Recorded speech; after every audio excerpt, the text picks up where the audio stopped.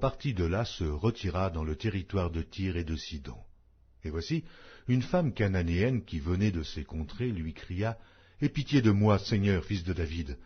Ma fille est cruellement tourmentée par le démon. » Il ne lui répondit pas un mot, et ses disciples s'approchèrent et lui dirent avec insistance « Renvoie-la, car elle crie derrière nous. » Il répondit « Je n'ai été envoyé qu'aux brebis perdues de la maison d'Israël. » Mais elle vint se prosterner devant lui, disant « Seigneur, secours-moi. » Il répondit « Il n'est pas bien de prendre le pain des enfants et de le jeter aux petits chiens. » « Oui, Seigneur, dit-elle, mais les petits chiens mangent les miettes qui tombent de la table de leur maître. » Alors Jésus lui dit « Femme, ta foi est grande, qu'il te soit fait comme tu veux. » Et à l'heure même, sa fille fut guérie.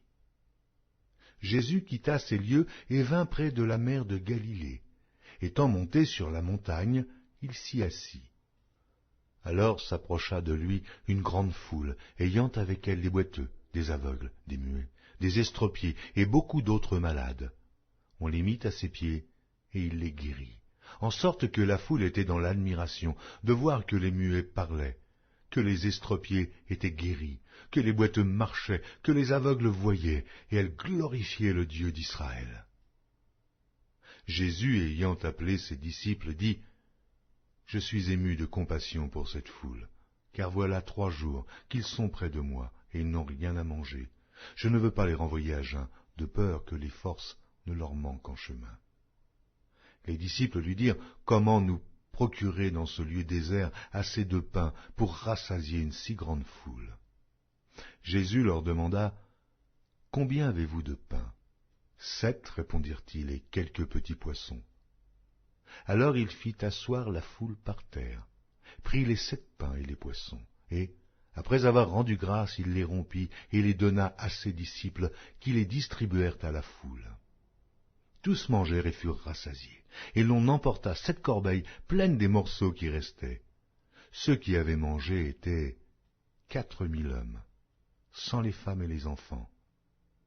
Ensuite il envoya la foule, monta dans la barque et se rendit dans la contrée de Magadan. Matthieu, chapitre 18. En ce moment, les disciples s'approchèrent de Jésus et dirent « Qui donc est le plus grand dans le royaume des cieux ?» Jésus, ayant appelé un petit enfant, le plaça au milieu d'eux et dit « Je vous le dis en vérité, si vous ne vous convertissez, et si vous ne devenez comme les petits enfants, vous n'entrerez pas dans le royaume des cieux. C'est pourquoi quiconque se rendra humble comme ce petit enfant sera le plus grand dans le royaume des cieux.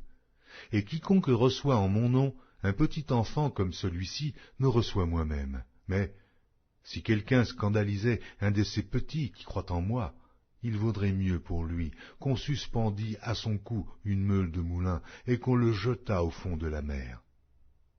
Malheur au monde à cause des scandales, car il est nécessaire qu'il arrive des scandales. Mais malheur à l'homme par qui le scandale arrive. Si ta main ou ton pied est pour toi une occasion de chute, coupe-les et jette-les loin de toi. Mieux vaut pour toi entrer dans la vie boiteux ou manchot que d'avoir 2 pieds ou 2 mains et d'être jeté dans le feu éternel. Et si ton œil est pour toi une occasion de chute, arrache-le et jette-le loin de toi. Mieux vaut pour toi entrer dans la vie n'ayant qu'un œil que d'avoir 2 yeux et d'être jeté dans le feu de la géhenne. Gardez-vous de mépriser un seul de ces petits, car je vous dis que leurs anges dans les cieux voient continuellement la face de mon Père qui est dans les cieux, car le Fils de l'homme est venu sauver ce qui était perdu. Que vous en semble? Si un homme a 100 brebis, et que l'une d'elles s'égare, ne laisse-t-il pas les 99 autres sur les montagnes pour aller chercher celle qui s'est égarée?